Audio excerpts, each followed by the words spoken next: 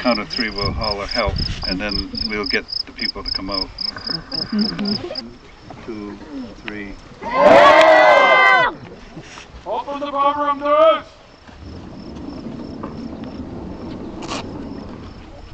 Forward!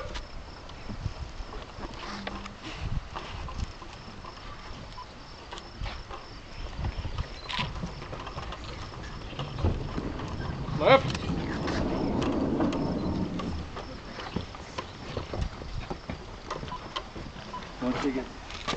Greetings and welcome to Old Harbor.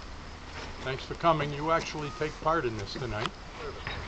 Each day was laid out like a paramilitary organization, and each day you knew ahead of time what it was you were going to be doing that day. Like Tuesday was the boat drills, Thursday this drill. Preserving this building has been a lot of fun. I don't know whether you've been told, but this is the last of the 13 stations that used to be out here that is in the original condition. There are 2 more stations, but they're both privately owned in different areas. Older stations than this one, actually. The part that is hard to preserve is the living part of this station. It's one thing to look at a building and the artifacts that are inside of it, but to get the idea of the fact that people lived here 10 months of the year, 7 days of the week, 24 hours a day, always on call.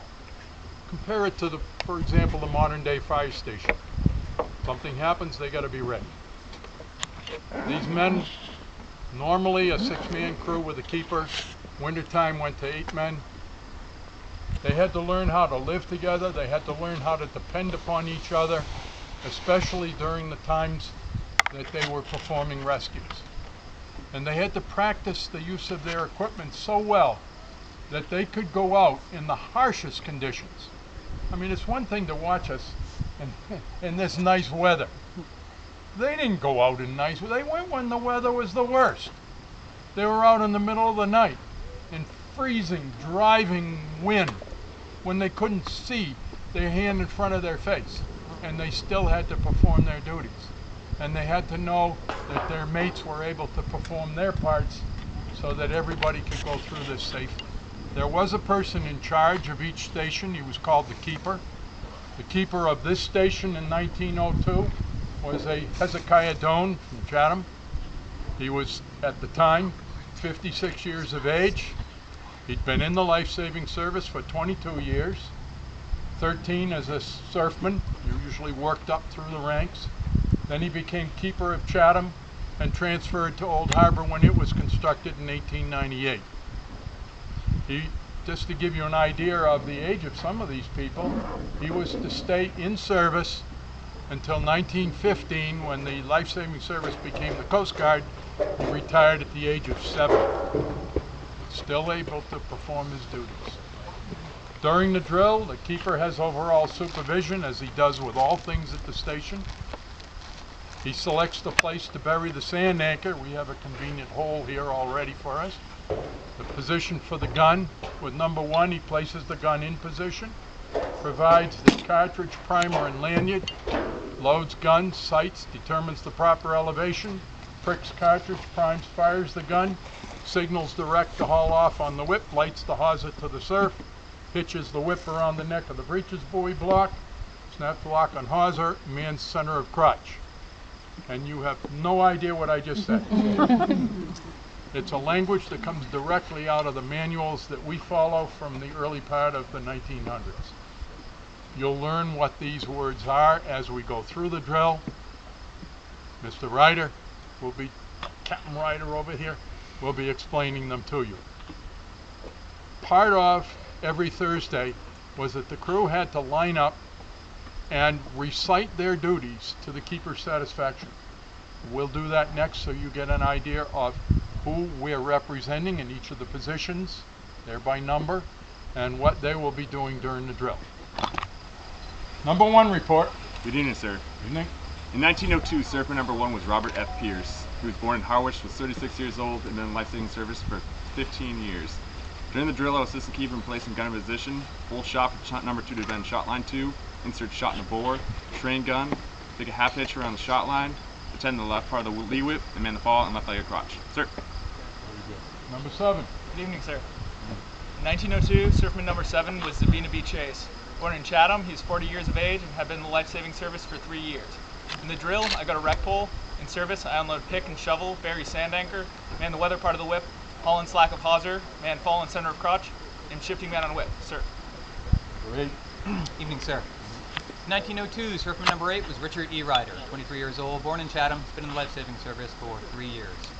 In drill, I go to wreck pole. In service, I unload pick and shovel, bury sand anchor, man the weather part of the whip, haul and slack of the hawser, man fall, the center of crotch, and shifting man on whip, sir. Crew man the beach cart.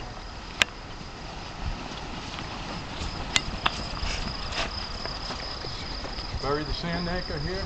When the keeper gives the command action in the drills, they were supposed to have finished in under 5 minutes. We don't attempt to break those kind of records. We take a little bit more time and are a little bit more safe. The hole in front of us here is being dug pretty deep because the sand anchor has to be buried so it doesn't pull out. There's a tremendous strain on it once we get into this. The 2 surfmen are carrying the gun. Of course, the keeper tells them where it's going to be put. The faking box is got the shot line in it, and that's being undone. Let's see. Surfman number 1 has the projectile in his hand. The projectile is 17 pounds of iron. It will carry the shot line out over the rigging of the ship, which has the ladder on it.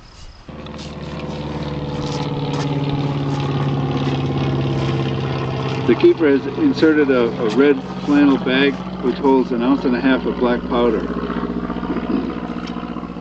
The cannon can fire a projectile up to 600 yards, depending on how much powder is in there.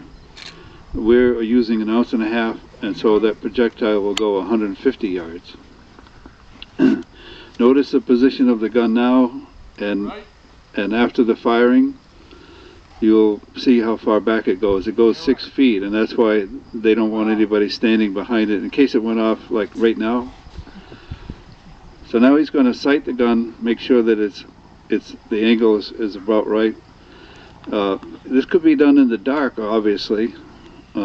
Sometimes if they were at a wreck scene for an extended period of time, they would build a fire of driftwood and so forth to encourage the people on the wreck to have courage that they would be saved. So when he pulls the line, the spring is let go and it fires the blank, which ignites the black powder.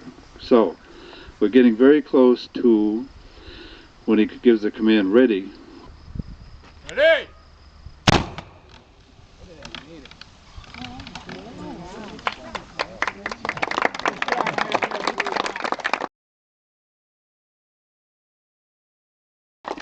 So we really emphasized tonight the importance of practicing this drill every week so they had it down pat and they could do this in the worst conditions. They could do it practically blind.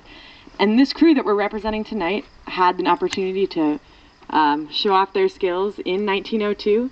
In February of that year, there was a wreck of a fishing schooner called the Elsie Smith north of the Old Harbor Station. It was actually off of Orleans. And surfman Dean Eldridge, Dean, where are you? There he is, was on his night patrol walking down the beach, and he spotted the wreck. And he signaled to the LCM Smith that help was on the way, and he and another surfman who was on his night patrol built a big bonfire on the beach and called both of their stations. This was just after 9 o'clock, 9:20 p.m., pretty much right after the ship had wrecked. Within an hour, the crews of both stations, the Old Harbor Station and the Nauset Station, were there. They set up the Lyle gun, they buried the sand anchor, they fired off. It was a perfect shot, but the currents pulled the boat and moved it to a different position. So they had to dig up the sand anchor, rebury it, and start everything over again. Even with all this, in the worst conditions, remember it was so bad they couldn't launch the boat, they had everyone off that ship by 12:20, so within 2 hours. It's pretty incredible.